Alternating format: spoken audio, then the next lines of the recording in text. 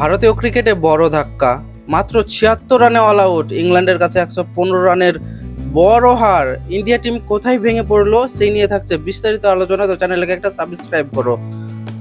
প্রথমে ব্যাট করে England ২০১ run করে আমরা দেখেছি। তো ফিল সল্ট বা ইংল্যান্ডের ব্যাটিং দেখে মনে হচ্ছিল কি যদি ১৮০-২০০ রান করে তবু হয়তো ম্যাচটা হয়তো ইন্ডিয়া চেঞ্জ করার ক্ষমতা আছে, কারণ ব্যাটিং পিচ মাঠ মনে হচ্ছিল। কারণ ফিল শট একটা ৬৪ রানের ভালো ইনিংস খেলেছে। আরও যে ইংল্যান্ডের ব্যাটসম্যানগুলো আছে তারাও মোটামুটি একটা ভালো স্কোর করেছে এবং ইংল্যান্ডকে ২০১ রানের একটা বড় স্কোর করে দিয়েছে। তো সেখানে ব্যাট করতে নেমে ইন্ডিয়া টিমকে আমরা দেখলাম তারা মনে হচ্ছে বোলিং পিচে খেলতে নেমেছে, বোলিং পিচ মাঠে খেলতে নেমেছে। তাদের ব্যাটিংয়ে যে এত বাজে ব্যাটিং, এবং ইন্ডিয়া টিমের কাছে এইরকম ব্যাটিং কিন্তু এক্সপেক্ট করা যায় না।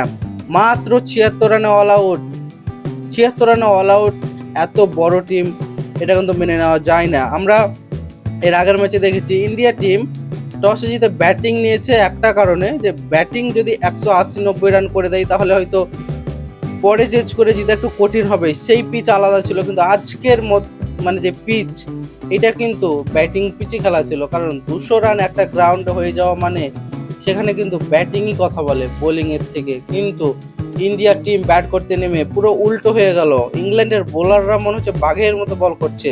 হ্যাঁ, তোমার জোফরা আর্চার থেকে শুরু করে জস টাং এত দুর্দান্ত বল করেছে, এবং যে ৪ জন বোলার ইউজ করেছে ইংল্যান্ড, ৪ জনই কিন্তু উইকেট পেয়েছে এবং ইন্ডিয়াকে মাত্র ৭৬ রান করতে দিয়েছে টি-20-র মতো এইরকম বড় ম্যাচে। তো ইন্ডিয়ার কাছ থেকে আমরা এইরকম ম্যাচ এক্সপেক্ট করি না। আমরা চাই ইন্ডিয়া টিম বড় টিম ভালো খেলুক এবং জিতুক। তো ইংল্যান্ড সিরিজে এক ধাপ এগিয়ে গেল, কারণ আর মাত্র 2টো ম্যাচ আছে। সেখানে ইন্ডিয়া যদি দুটোই জিতে তাহলে হয়তো ম্যাচটা ড্র হবে, কারণ আমরা প্রথম টি-20 দেখছি বৃষ্টির জন্য খেলা হয়নি। আমরা তৃতীয় দেখলাম, দ্বিতীয় দেখেছি, দুটোই ইংল্যান্ডের কাছে জয়, এবং আছে চতুর্থ এবং পঞ্চম। এই দুটো ম্যাচ যদি ইন্ডিয়া জিতে তাহলে হয়তো সিরিজটা ড্র হবে, আর যদি এই দুটোর মধ্যে একটা যে কোনো ম্যাচ হেরে যায় তাহলে ইংল্যান্ড সিরিজ নিয়ে চলে যাবে।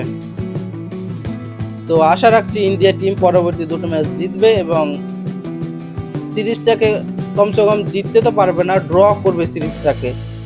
আমাদের ইন্ডিয়ান ফ্যান হিসেবে এটাই চাওয়া। তো দেখা হচ্ছে পরের ভিডিওতে।